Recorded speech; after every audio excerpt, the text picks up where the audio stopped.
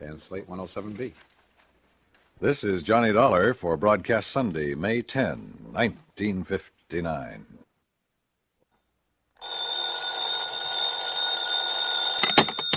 Johnny Dollar. Johnny, this is Ray Connolly. Oh, yeah, over at Continental Insurance Company. That's right, yeah. Oh, what's the problem, Ray? Problem? No problem at all, actually. Oh? Are you busy tonight, Johnny? No plans at all. Well, you see, my wife's out of town for a few days, and Johnny, well, I wonder if you'd have dinner with me tonight. Can you do that? Why, sure, why not? Good. Just name the time and place, and I'll meet you there. Well, I happen to have a nice, thick fillet of prime beef in my refrigerator at home, and if you like steak... Sure do. Well, why don't you run over to my place at, say, 6:30? I'll pour you a couple of cocktails, and we'll tackle that steak. Okay, Johnny? Ray. Yeah? You're sure there isn't something that's bothering you? 6:30, Johnny? Yeah, okay, but now listen. Good. I'll see you then. Well, why don't you...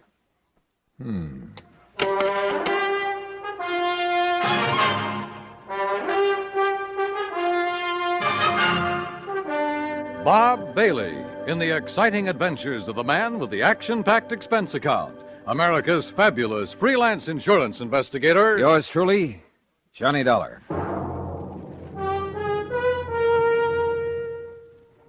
And now, Act One of yours truly, Johnny Dollar.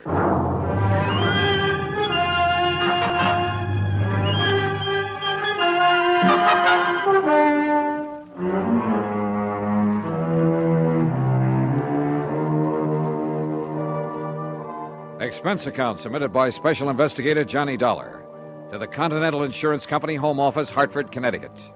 Following is an account of expenses incurred during my investigation of the fatal Filet matter. There was something very funny about Ray Connolly's sudden invitation to have dinner with him, much less cocktails. I'd been at his office far too many times, had seen the bottles of pills that he kept in his desk, watched his secretary bring him a glass of milk at precisely 10:30 a.m., and exactly 3:15 p.m. Had listened to the dull details of his ulcer-free diet more times than I can remember. So when Ray said cocktails... come on now, Dollar, stop trying to build up a case out of nothing. And yet, for reasons that will be made clear later in this report, everything goes on expense account. Item 1, $1.40 for a cab to Ray's apartment. It was 6:30 on the nose when I pushed the doorbell. Oh, and I decided that if he did have something bothering him, I'd let him get around to it in his own sweet time. I wished later that I hadn't. Johnny, I'm glad to see you. Come in. Yeah, how are you, Ray? Well, you know how it is. Those ulcers been kicking up on you again?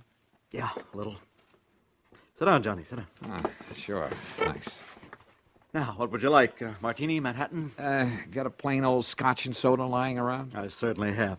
Have it for you in a second. Never touch it myself anymore, of course. You mean you're not drinking with me? Maybe I'll have a glass of milk and... Let's see. Yeah. It's time for me to take one of my pills. There you are, Johnny. Thanks. But did it ever occur to you, Ray, that if you'd stop worrying so much about that gut of yours, you might not have so much trouble with it? Johnny, it's easy to see you never had an ulcer. No, sir, and I don't ever intend to. Well, if you were in my end of the business, there's something just happened that I want to tell you about. Oh? Yeah, later. Incidentally, this steak we're having is the most beautiful thing you ever saw. Well, come on, I'll show it to you while I get a glass of milk. Okay. I guess my wife ordered some groceries sent over from Morris Baines Market before she left. I told you she's away. Yes, she did. Yeah, left yesterday.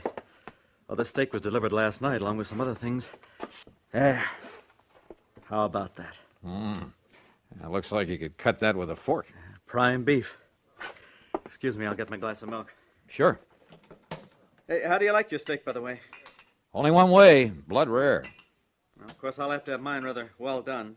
So I'll just cut the fillet in half, and it'll be no problem at all. Ray, what about this thing that happened in the office you were going to tell me about? Later, Johnny. Later.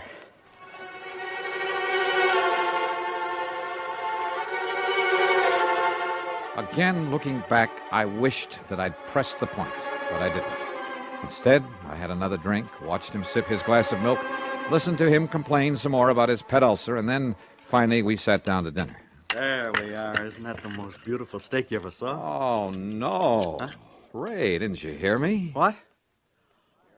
Oh, dear. Yeah. Oh, dear. I'm terribly Well, embarrassed. brother, you ought to be. That looks like a piece of shoe leather. When you said blood rare, and I forgot all about Oh, it. Ray, you are a dog. You're sure you can't eat it this way? I'd rather chew up an old boot. Hey, listen now. Something's bugging you. Now, what is it? No, nothing, Johnny.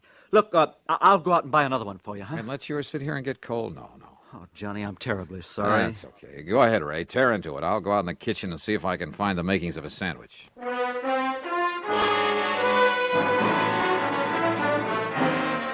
I could have killed him overcooking a perfectly good steak that way. But instead, I made myself a sandwich and stuck around. Because I knew that sooner or later he'd tell me his real purpose in having me come over. And later he did. At least he started to. We had washed the dishes, then gone back into the living room. I had settled down with a third cup of coffee and a cigarette, and he was sipping at another glass of milk. It's just that I don't like being threatened, Johnny. Threatened? Heaven knows I have enough trouble keeping this ulcer under control with just the daily run of problems I have to face at the office. Oh, what do you mean by You know, people demanding more from their insurance than they deserve. People filing claims when they aren't entitled to any insurance at all, and then trying to... Oh! What? Nothing, Johnny. I just... I'll be all right. You forget to take one of your pills, Ray? No, but maybe I better take another. Oh, yes, me. You're taking too many of them. But what was this talk about being threatened? Well, Johnny, this fella by the name of... Oh, no. Ray. Johnny! Ray, what's the matter? This pain in my stomach, it's killing me. Easy now. Here. Let me get you on the sofa. Medicine, quick, please. There you are. Now, what medicine? Anything to stop this. Johnny, I grabbed the telephone and called Dr. Ramsey. But because of a traffic tie-up, it was nearly half an hour before he got there. Meantime, Ray lay on the sofa getting paler and paler until he was white as a sheet. The doctor, completely familiar with Ray's ulcer problem, did what he could. But after 45 minutes, realized things were getting beyond his control, so he called an ambulance. Another half hour. And yeah, by the time they got him to the hospital, in spite of injections and oxygen along the way, Ray Connolly was dead. Act Two of yours truly, Johnny Dollar, in a moment. And now, Act Two of yours truly, Johnny Dollar, and the fatal Filet matter.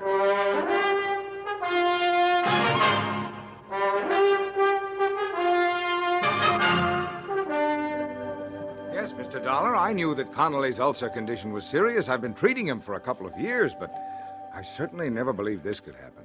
What it means is that he bled to death. Is that it, Doctor? Yes, internal hemorrhage. But of such intensity, I don't understand it. And yet, well, let's face it, Dollar, this sort of thing has happened before. Has happened before. Yes. Doctor, you may be right about that. Well, of course I am. But not in the way you think.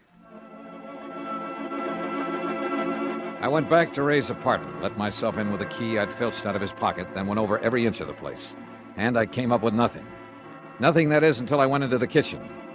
There I saw for the second time the bag of groceries that his wife had delivered from Baines Market, from which Ray had taken only one thing, so far as I knew: the steak he'd eaten that night. Yeah, and he had eaten every bit of it. I dumped them out on the table, made a list of them. Then I noticed something else on the table. It was a cheap gold-plated cufflink with the initials XD on it.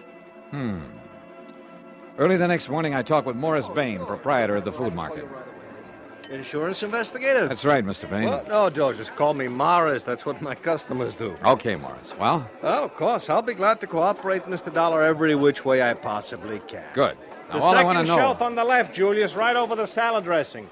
I gotta keep canned snails. I gotta keep for some of my special customers. But how people can eat those, I don't know. Oh, good morning, Mrs. Beckham. It's a lovely morning, isn't it? Now, Morris... Oh, yeah, you wanted information. eh? Yes. Oh, Mrs. Vandersloot, how are you, huh?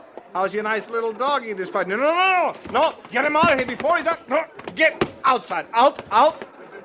Oh, what's your problem with dogs in the store? Yeah, I'm sure.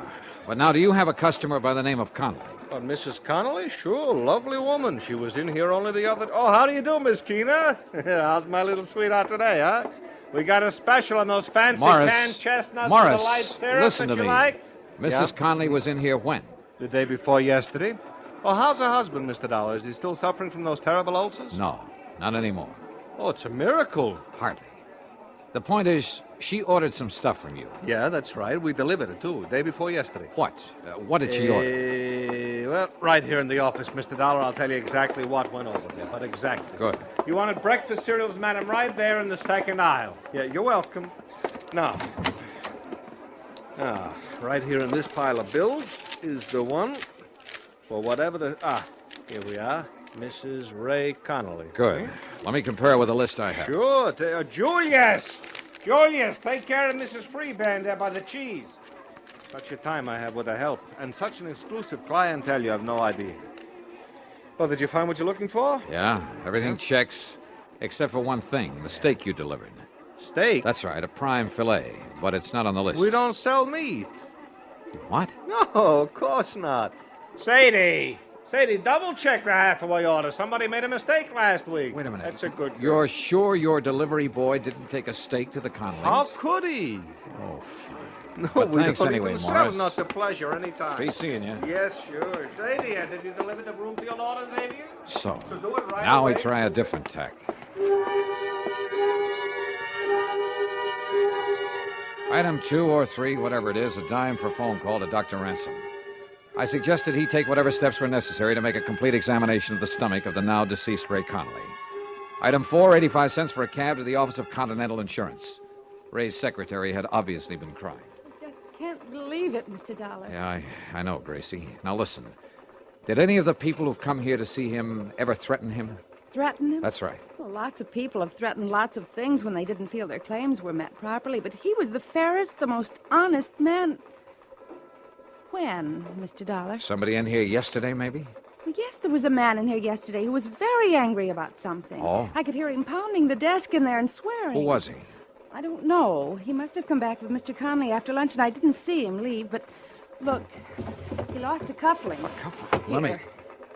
XD. What? Gracie, this is the man I'm looking for.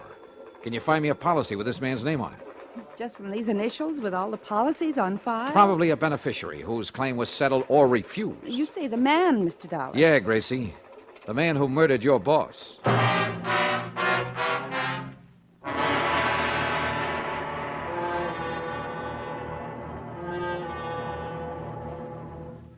Act 3 of yours truly, Johnny Dollar, in a moment. And now, Act 3 of yours truly, Johnny Dollar. Expense account item 5, another dime for another call to Dr. Ransom. Yes, the autopsy had been made. And yes, they had found enough ground glass in the stomach of Ray Connolly to kill 3 men. That's why Ray, with his ulcer condition, had gone so fast. While he was with you, Johnny, the police would like very much to talk to you. Well, certainly they don't think I did it. Well, of course not. At least, Yeah? Well? well, after all, you were with him at the time when he ate that filet. Okay, Doc. I'll get in touch with him. Item 6, 10 cents for another call to Ray's secretary at Continental Insurance. Yes, Mr. Dollar, I have. Nice going, Grace. What's his name? Xavier Donato. The folder was still at Mr. Conley's desk. Donato. And the address? 13425 Sunset. Sunset. Got it. And listen, the reason he was angry with Mr. Conley... Yeah? He was named as beneficiary of his father's life insurance policy. Yeah? But his father just committed suicide. You see what I mean? Yeah. Donato couldn't collect. Yes. I mean, no, he couldn't. So... Gracie, you're a doll. Item 7, $2.50 for a taxi to the address far out on Sunset Avenue. It turned out to be an old ramshackle rooming house in a pretty lousy neighborhood. Sure, look for yourself, but I tell you, he ain't here anymore. When did he leave? Yesterday morning, bag and baggage. There you are, see for yourself. Now, don't tell me he's still living here. Well, I can't say that I blame him. What's that? Have you any idea where he might have gone? If I did, I'd send the cops to get the rent he owes me. The cops will want him for a lot more than your rent, lady. Yeah? What's more than that?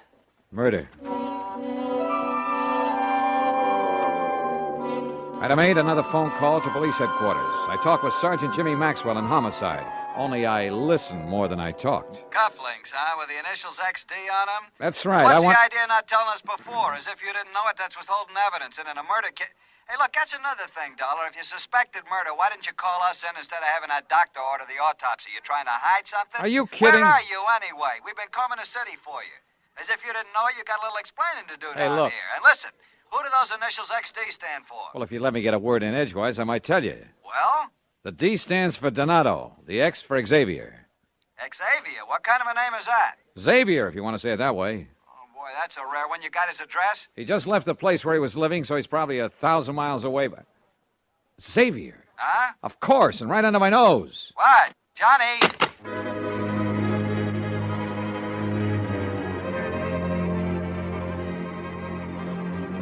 Maybe I should have told him more, everything I knew. But I didn't want to have to wait for the police or anybody else.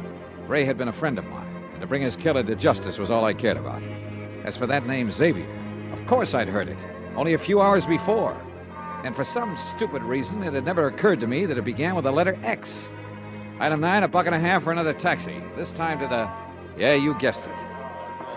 Excuse me, please. Julius, Pardon me, will you how many please, times madam? do I gotta tell you? You pack the vegetables on top. Morris. The can goes in the bottom, huh? Morris, come over here. Mr. Dollar. Back so soon already? Now listen, when I left you early this morning, Yeah? just as I was leaving, I heard you call somebody by the name of Xavier. Yeah, you mean that slowpoke, huh? That dumb, stupid... All right, is he lazy- still here? What's his last name? His last name? Yeah, what is it? Well, his last name, it's... Sadie, how many times I gotta tell you when a customer's got a complaint? Well, this one has. What? No, Xavier. listen, Mr. Dollar. Xavier. Dollar. Xavier Donato. You looking for me, mister? You're Xavier Donato? Yeah. What do you want? I just want to show you a couple of cufflinks. Here. Are these yours? Yeah, mine. Then don't try to pull a gun. Me? I got no gun, mister. I found one of these in Ray Connolly's office. Sure. I got mad. I slam bang on the desk at him. I found the other one at his apartment, where you delivered that steak to him. That steak full of ground glass. Where'd you get that steak? Wilson's Prime Market along the way to his place. Then you put in the glass and took it up to him. Yeah. That was pretty good, huh? Say, you from the cops? You expecting the cops? I don't know. But you didn't run. You didn't leave town. Sure. Because I'm smart. You leave town, they know you done it. They chase you, they catch you. Honest, I didn't know it was going to kill him. You know it now. But I had to get even. You know, because he wouldn't give me that insurance because my old man killed himself. So did my grandpop and his old man. Just because they didn't get something they want. You mean they all committed suicide? Sure. Because it was all, you know, off in the head. But not me. You understand? Because I'm smart. Somebody does something against me like that insurance, well, I get even with them. You understand? I don't go kill myself. I get even with them. And you think they're going to find out? No. You think they're ever going to catch me? What do you think? Oh. You did, didn't you? Yeah. Gee. I guess you're even smarter than I am, mister. Yeah. Come on, Xavier.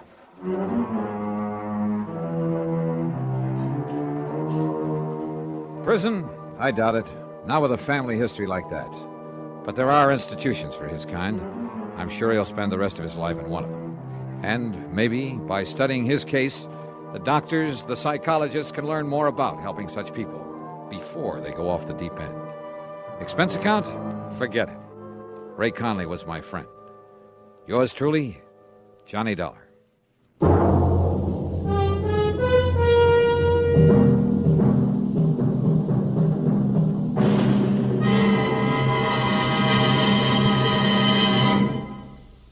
Our star will return in just a moment. Now, here is our star to tell you about next week's story. Next week, a pair of twins. And believe me, they bring me a double dose of trouble. Join us, won't you? Yours truly, Johnny Dollar.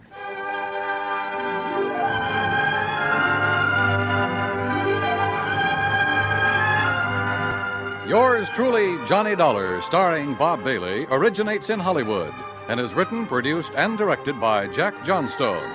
Heard in our cast were Virginia Gregg, D.J. Thompson, Jack Edwards, Marvin Miller, Larry Dobkin, Harry Bartell, and Frank Gerstle.